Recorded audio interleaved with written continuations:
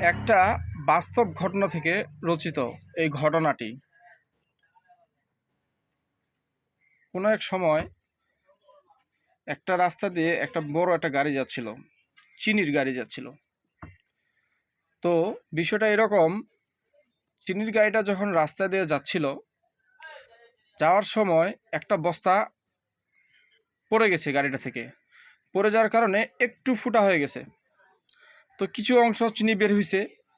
বের হওয়ার পরে দেখা গেল যে কিছুক্ষণ পর একদল পিঁপড়া আসলো, অল্প কিছু সামান্য চিনি খাইলো।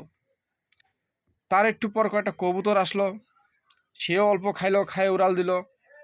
বিভিন্ন আরও কয়েকটা পাখি আসলো, তারাও অল্প খাইলো, চলে গেল। একটা কুত্তা আসলো, সেও অল্প খাইলো, সেও চলে গেল। এরপরে দেখা গেছে যে একটা গরু আসলো, সে অল্প খাইলো, সেও খায় চলে গেল। ঠিক তার একটু পরে আসলো একটা মানুষ, ঠিক আমাদের মতো সাধারণ একটা মানুষ আসে, সে গোটা চিনির বস্তাটাই নিয়ে চলে গেল। মানুষ কতটা অসন্তুষ্ট, মানুষের আগে ঠিক কতগুলো প্রাণী আসলো, তারা ঠিক তাদের চাহিদা মতো তারা খায় চলে গেল, কিন্তু মানুষ তাদের চাহিদারও বেশি কিছু চায়। এই জন্য মানুষ সবসময় দুঃখী। একটা জিনিস মনে রাখতে লাগবে, যতটুকু প্রয়োজন ঠিক ততটুকু ভক্ষণ করতে লাগবে, এর বেশি ভক্ষণ করা যাবে না। তাহলে জীবনে সুখী কিংবা সুখে থাকা যাবে।